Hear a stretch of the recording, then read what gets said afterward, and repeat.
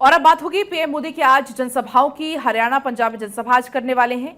प्रधानमंत्री मोदी पाली गांव से साधेंगे दक्षिण हरियाणा को। दोपहर 2 बजे भिवानी महेंद्रगढ़ में जनसभा होगी। शाम 4:30 बजे पटियाला पंजाब में जनसभा होने वाली है। तो आज बैक टू बैक जनसभाएं, क्योंकि मात्र अब 2 चरण के चुनाव शेष रह गए और ऐसे में पूरी ताकत झोंकी जा रही है। आज शाम से चुनाव प्रचार प्रसार छठे दौर के लिए, छठे चरण के लिए बंद हो जाएगा और उसके पहले पूरी ताकत झोंकते हुए और अगली सीटों को साधते हुए प्रधानमंत्री मोदी हरियाणा और पंजाब में आज हुंकार भरते हुए नजर आएंगे। प्रधानमंत्री नरेंद्र मोदी शाम 4:30 बजे होगी पटियाला पंजाब में जनसभा प्रधानमंत्री मोदी की। वहां पर जनसभा को संबोधित करते हुए आने वाले हैं नजर। इसके अलावा हरियाणा में भी आज होनी है। प्रधानमंत्री मोदी पाली गांव से दक्षिणी हरियाणा को तमाम सीटों को साधते हुए नजर आएंगे। दोपहर 2 बजे भिवानी में होगी जनसभा। बढ़ते आगे और उत्तर प्रदेश के 4 जिलों में आज जनसभा करेंगे गृह मंत्री अमित शाह। सिद्धार्थनगर, संत कबीर नगर में गृह मंत्री अमित शाह की जनसभा होगी। अंबेडकर नगर, प्रतापगढ़ में जनसभा को संबोधित करेंगे गृह मंत्री अमित शाह। सुबह 11 बजे बीएसए ग्राउंड सिद्धार्थनगर में जनसभा होगी। दोपहर 12:30 पर खलीलाबाद संत कबीर नगर में जनसभा। दोपहर 2 बजे शिव बाबा मैदान अंबेडकर नगर में जनसभा करेंगे। तो वहीं दोपहर 3:30 पर पट्टी प्रतापगढ़ में आयोजित होगी जनसभा। तो चुनावी हुंकार भरते हुए नजर आएंगे। उत्तर प्रदेश के 4 जिलों में गृह मंत्री Amit Shah back to back जनसभा को संबोधित करेंगे।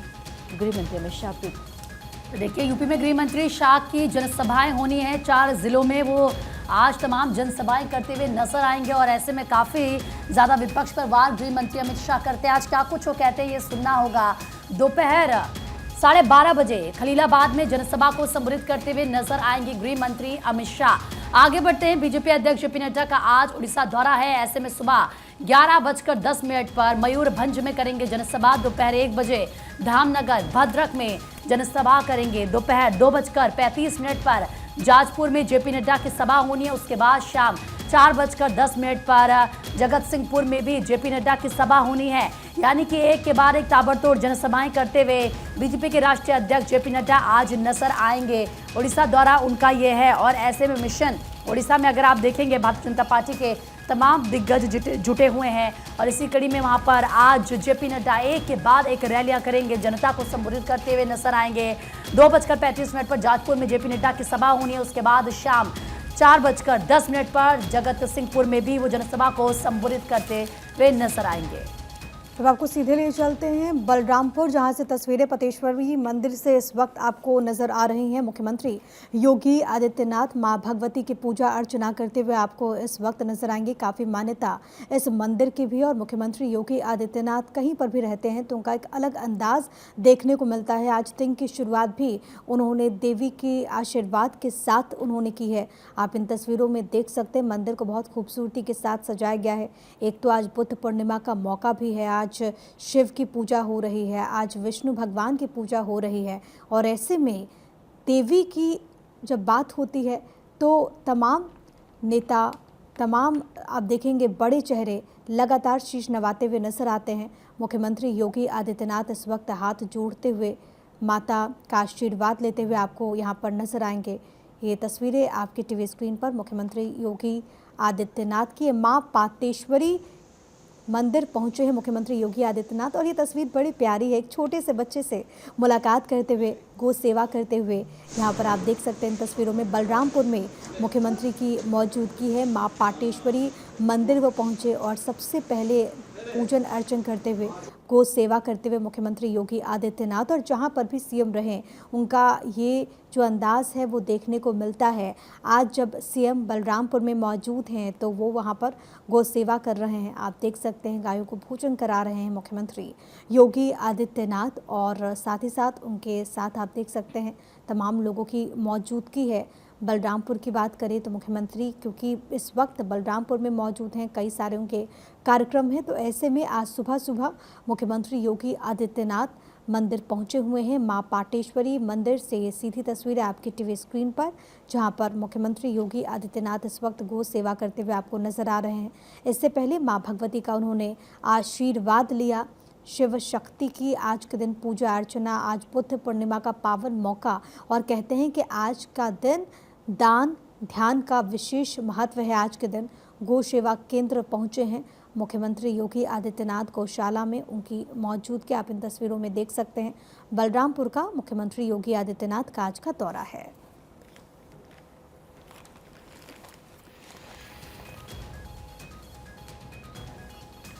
और अब एक बार फिर से न्यूज़पेपर्स की बात कर लेते हैं। एक और अहम खबर है जो कि तमाम अखबारों में छाई है। राष्ट्रीय सुरक्षा सर्वोपरि, ये सुप्रीम कोर्ट ने कहा। पीएफआई के 8 सदस्यों की जमानत खारिज हो चुकी है। सुप्रीम कोर्ट ने खारिज कर दी है जमानत। आत्मसमर्पण और जेल जाने के निर्देश दिए गए। सुप्रीम कोर्ट ने कहा कि राष्ट्रीय सुरक्षा सर्वोपरि है। कोर्ट ने मद्रास हाईकोर्ट के उस आदेश को रद्द कर दिया जिसमें गैर कानूनी गतिविधि निरोधक अधिनियम यानी कि यूएपीए के तहत गिरफ्तार किया गया था पॉपुलर फ्रंट ऑफ इंडिया के 8 सदस्यों को। आज जिस तरीके से ये पूरा मामला निकल करके सामने आया था उसमें जमानत दे दी गई थी, लेकिन उसके बाद कोर्ट ने ये टिप्पणी की सर्वोच्च अदालत ने कि देश की सुरक्षा सर्वोपरि है। पीठ ने हाईकोर्ट से पिछले साल 19 अक्टूबर को जमानत पाए आरोपियों को तत्काल आत्मसमर्पण करने और जेल जाने का निर्देश दिया। मेरे पास इस वक्त दैनिक जागरण है और एक छोटा सा कॉलम फ्रंट पेज में दिया है जिसमें लिखा है कि सर्वोपरि है राष्ट्रीय सुरक्षा। सुप्रीम कोर्ट ने मद्रास हाईकोर्ट के उस आदेश को रद्द कर दिया जिसमें यूएपीए के तहत गिरफ्तार पीएफआई के 8 सदस्यों को जमानत दी गई थी। कोर्ट ने कहा कि राष्ट्रीय सुरक्षा सर्वोपरि। आपको मालूम होगा कि पीएफआई को पहले ही बैन कर दिया गया है, लेकिन जिस तरीके से कोर्ट का ये पूरा फैसला सामने आया ये अपने आप में बहुत ज़्यादा महत्वपूर्ण हो जाता है। पलक बिल्कुल ही काफ़ी ज़्यादा महत्वपूर्ण फैसला सामने आया है। अब आगे बढ़ेंगे, एक और बड़ी खबर आपको इस बीच बताएंगे मुंबई से। बढ़ती गर्मी से बिजली की डिमांड हाई हो गई है। पीक टाइम पर 4,306 मेगावाट का रिकॉर्ड अब तक दर्ज हो चुका है। मुंबई में बिजली की demand all time high record पर रही है। मुंबई शहर और उपनगर में करीब 48 लाख उपभोक्ता हैं और ऐसे में गर्मी ज़्यादा हो रही है। गर्मी अपने सारे रिकॉर्ड तोड़ रही है। इससे में ना सिर्फ मुंबई बल्कि जितनी भी मेट्रो सिटीज़ हैं उनके हालात कुछ ऐसे ही हैं जहां पर जो बिजली की आपूर्ति नहीं हो पा रही है, बिजली की डिमांड बहुत ज़्यादा हो गई है। बढ़ती गर्मी से बिजली की डिमांड हाई। पीक टाइम पर 4,306 मेगावाट तक यहाँ पर रिकॉर्ड की गई है बिजली की आपूर्ति। बिल्कुल, बढ़ते खबरों में आगे देखिए मुंबई के बाद अब दिल्ली की भी बात कर लेते हैं और दिल्ली में बिजली की मांग रिकॉर्ड स्तर पर पहुंची। अखबारों में भी इसका जिक्र है और बिजली की डिमांड के सारे रिकॉर्ड टूटे हैं। पावर कट नहीं हुआ, केजरीवाल का ये दावा। बिजली की अधिकतम मांग 8,000 मेगावाट। तो देखिए अखबारों में भी इस खबर का जिक्र है। 6 दिन लू से राहत की संभावना नहीं है। 8,000 मेगावाट तक पहुंची दिल्ली की बिजली की मांग। 44 से 46 डिग्री के आसपास रहेगा एक हफ्ते दिल्ली का पारा और ऐसे में देखिए किस तरह से लोगों की मुसीबतें बढ़ रही है। वहीं अरविंद केजरीवाल का स्टेटमेंट भी आपको बताते चलिए। दिल्ली में बुधवार को बिजली की मांग 8,000 मेगावाट तक पहुंच गई और इसके बाद भी दिल्ली सरकार ने बिना किसी पावर कट के इस डिमांड को पूरा किया है। यह दिल्ली के लोगों के लिए बहुत बड़ी उपलब्धि है।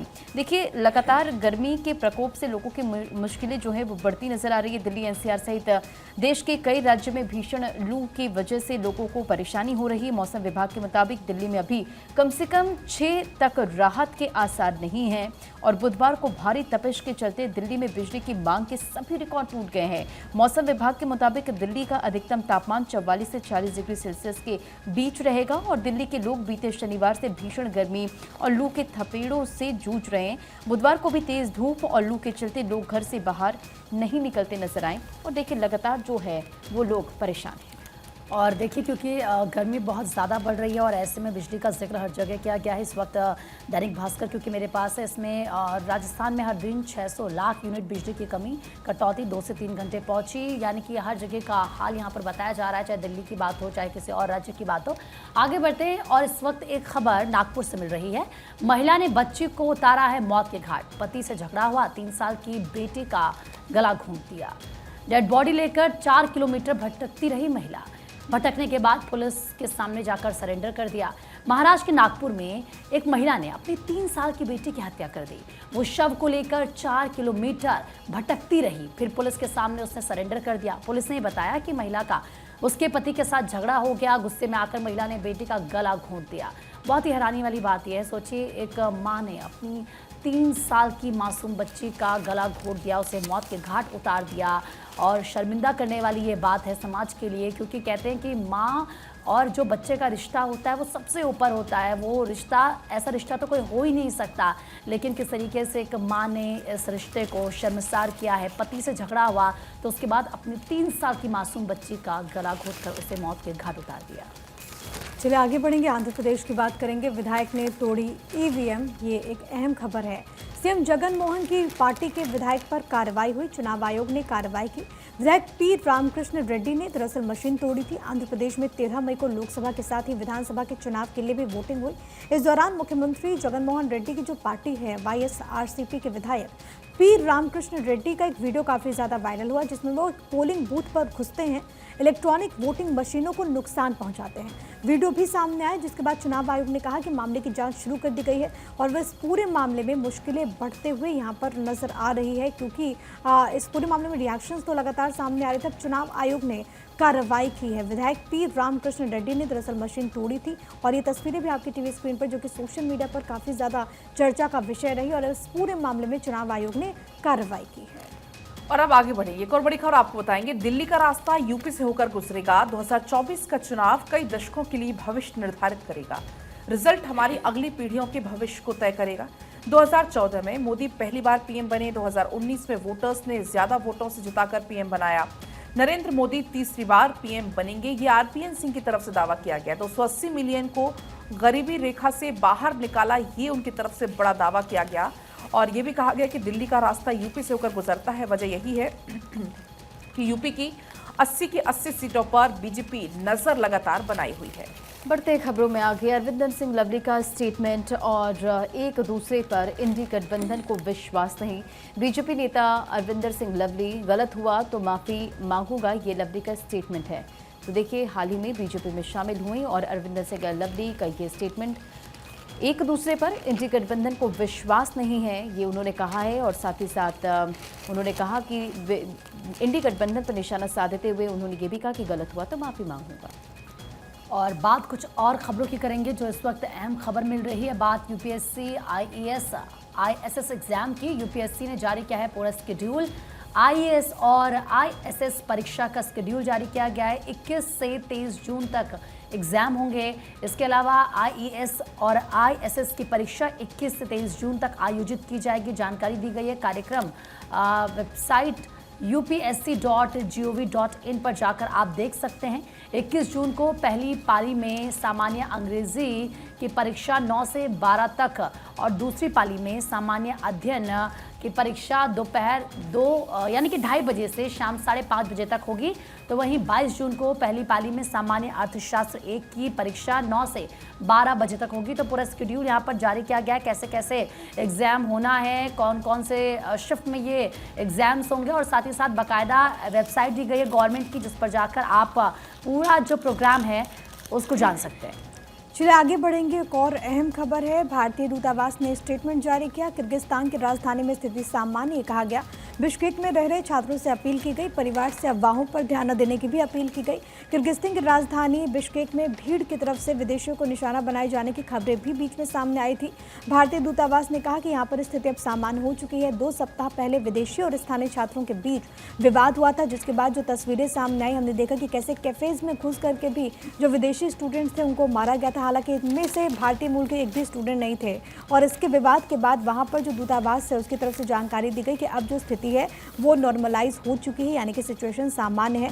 जो अभिभावक हैं जिनके बच्चे किर्गिस्तान में इस वक्त रह करके पढ़ाई कर रहे हैं, उनसे कहा गया है कि वो लोग टेंशन ना ले, किसी भी तरह के अफवाहों पर ध्यान ना दे। ये भी जानकारी दी गई कि लोगों की आवाजाही और परिवहन पर कोई पाबंदी नहीं है, लेकिन सावधानी बरतते हुए कक्षाएं जो हैं वो ऑनलाइन संचालित हो रही हैं। दूतावास ने छात्रों, उनके परिवार से अफवाहों पर ध्यान नहीं देने का अनुरोध भी किया है। और अब आगे बढ़ेंगे, बात होगी गर्मी के कहर की। तो ना सिर्फ भारत बल्कि मेक्सिको में भी गर्मी का कहर लगातार जारी है। 6 दिन के अंदर 138 बंदरों की यहां पर मौत हो गई है। 46 डिग्री सेल्सियस तापमान यहां पहुंच चुका है। 26 लोगों की गर्मी से मौत हो चुकी है। मेक्सिको में सबसे ज्यादा गर्मी बंदरों के लिए काल बनकर सामने आई है। पिछले 6 दिन में अत्यधिक गर्मी के कारण मेक्सिको में कम से कम 138 बंदरों की मौत की जानकारी है। मेक्सिको में इन दिनों तापमान 46 डिग्री सेल्सियस तक पहुंच रहा है। इस बीच इन बंदरों को बचाने के लिए स्थानीय लोग बड़े पैमाने पर संघर्ष हालांकि कर रहे हैं, लेकिन मरने वाले जो बंदर है उनके दहाड़ने वाली आवाजों के लिए इनको जाना जाता है। ये बंदर खाड़ी तट के राज्यों में मृत पाए गए हैं, हालांकि उनको बचाने की पूरी कोशिश हो रही है। साथ ही इसमें यह जानकारी मिली है कि 5 बंदरों को एक स्थानीय पशु चिकित्सक के पास ले जाया गया, जिन्होंने उन्हें फिर से जिंदा करने की कोशिश की। डॉक्टर सर्जियो ने यह कहा कि वो डिहाइड्रेशन और बुखार के कारण ये बंदरों में गंभीर स्थिति में पहुंचे हैं। उन्होंने ये भी कहा कि लू उनको लग गई थी। मेक्सिको में प्रचंड गर्मी के कारण मार्च के बाद कम से कम ऐसी जानकारी है कि 26 लोगों की भी मौत हुई है। तो आप समझ सकते हैं गर्मी किस तरीके से कहर बरपा रही है। ना सिर्फ इंसानों के लिए बल्कि बंदरों के लिए भी गर्मी कितनी ज्यादा घातक है, आप इससे अंदाजा लगा पाएंगे कि अब तक 138 माफ कीजिएगा बंदरों की और 26 लोगों की अब तक गर्मी से मौत हो चुकी है। बढ़ते खबरों में आगे अगली बड़ी खबर। केजरीवाल को धमकी लिखने वाला आरोपी गिरफ्तार। आरोपी ने दिल्ली मेट्रो में लिखी थी धमकी। अंकित गोयल के रूप में आरोपी की पहचान हुई है। 19 मई को आरोपी ने कई स्टेशनों पर मैसेज लिखा था और इस पूरे मामले में देखिए कार्रवाई की गई है। प्रीति, आपके अखबार में इसे लेकर जिक्र था। बिल्कुल सही कह रही है रंजना आप, क्योंकि आज फ्रंट पेज पर ही ये खबर छपी है और किस तरीके से इसकी मानसिक हालत ठीक नहीं है इस बात का भी न्यूज़पेपर में जिक्र किया गया। ये किसी राष्ट्रीय बैंक में काम करता है ये भी बताया गया है और ये कोई सिर्फ एक जगह पर नहीं है रंजना, ऐसा कई जगहों पर ये हुआ है। फ्रंट पेज पर ये खबर छपी, हेडलाइन दिया गया है इसमें, दिल्ली मेट्रो में केजरीवाल के लिए धमकी लिखने वाला आरोपी गिरफ्तार और उसकी फोटो भी बाकायदा छापी गई है। इसमें यह लिखा गया है कि 19 मई को पटेल नगर और राजीव चौक मेट्रो स्टेशन पर सीएम केजरीवाल के लिए धमकी भरे मैसेज लिखने का मामला सामने आया। इसे लेकर मेट्रो थाना पुलिस ने केस दर्ज किया। जांच के दौरान पुलिस को सीसीटीवी कैमरे में मेट्रो स्टेशन पर कुछ लिखता हुआ आरोपी दिखाई दिया। आरोपी की पहचान अंकित गोयल के रूप में हुई है। वो बरेली में एक राष्ट्रीयकृत बैंक में काम करता है। उसकी मानसिक हालत ठीक नहीं है, वो उसका इलाज भी करा रहा है। 13 मई को निजी काम से वो दिल्ली आया था और दिल्ली एनसीआर के अलग अलग होटल्स में वो रुका। 19 मई को उसने अलग अलग मेट्रो स्टेशन में जाकर ये मैसेज लिखा है। आगे बढ़ते हैं, बात कुछ और खबरों की करेंगे। ब्रिटेन में 4 जुलाई को होंगे आम चुनाव।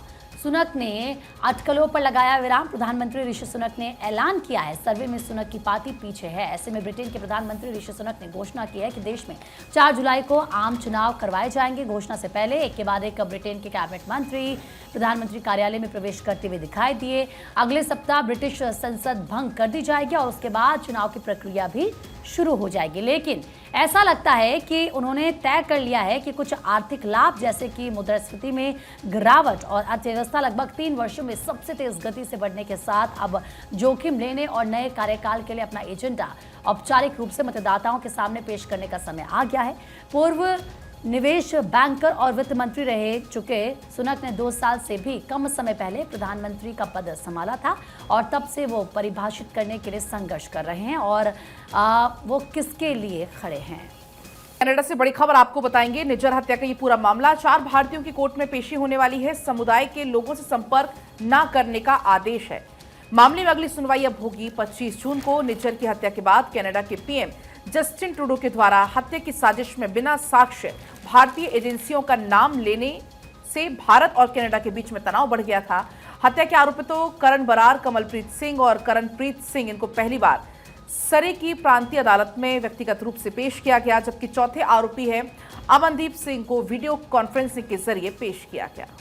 बढ़ते हैं खबरों में आगे एक और बड़ी खबर। सचिन के स्वर्ण से भारत ने तोड़ा पदकों का रिकॉर्ड। 16.30 मीटर का थ्रो फेंक कर हासिल का सर्वश्रेष्ठ प्रदर्शन और भारत के सचिन सर्जेराव खिलाड़ी ने बुधवार को विश्व पैरा एथलेटिक्स चैंपियनशिप में पुरुषों की गोला फेंक F46 स्पर्धा में स्वर्ण जीतकर अपने खिताब को बचाया है और सचिन ने प्रतियोगिता में देश को 5वां स्वर्ण पदक दिलाया, जिससे भारत ने टूर्नामेंट में अब तक अपना सर्वश्रेष्ठ प्रदर्शन भी किया और भारत के 5 स्वर्ण सहित 11 पदक। चलिए आगे बढ़ते हैं, बात कुछ और अहम खबरों की करेंगे। आरसीबी फिर साबित हुई है चौकस। राजस्थान ने एलिमिनेटर में पटकनी दी है। ऐसे में 4 विकेट से मुकाबला जीता है। आपको बता दें कि क्वालिफायर 2 में जगह भी बनाई है। आईपीएल 2024 का एलिमिनेटर मैच राजस्थान रॉयल्स और रॉयल चैलेंजर्स बेंगलुरु के बीच खेला गया और ये मुकाबला अहमदाबाद के नरेंद्र मोदी स्टेडियम में खेला गया। राजस्थान रॉयल्स से 4 विकेट से मुकाबला जीतकर क्वालिफायर 2 में जगह बनाई है। एक और अहम जानकारी आप तक पहुंचा देते हैं। 16 साल 6 टीम 1 खिताब। दिनेश कार्तिक ने आईपीएल से लिया संन्यास, ये सवाल है। खिलाड़ियों ने दिया गार्ड ऑफ ऑनर। कार्तिक ने 257 आईपीएल मैच में बनाए हैं 4,842 रन। एक शानदार पारी उन्होंने खेली। आईपीएल 2024 के एलिमिनेटेड मुकाबले में आरसीबी की हार के बाद टीम का सफर समाप्त हो गया। इसके साथ ही विकेटकीपर बल्लेबाज दिनेश कार्तिक ने भी आईपीएल से संन्यास की तैयारी कर ली। चेन्नई के खिलाफ मैच के दौरान दिनेश कार्तिक ने इसकी पुष्टि कर दी थी। मैच के बाद उन्हें साथी खिलाड़ियों ने गार्ड ऑफ ऑनर भी दिया और इसकी तस्वीरें भी काफी ज्यादा वायरल हैं।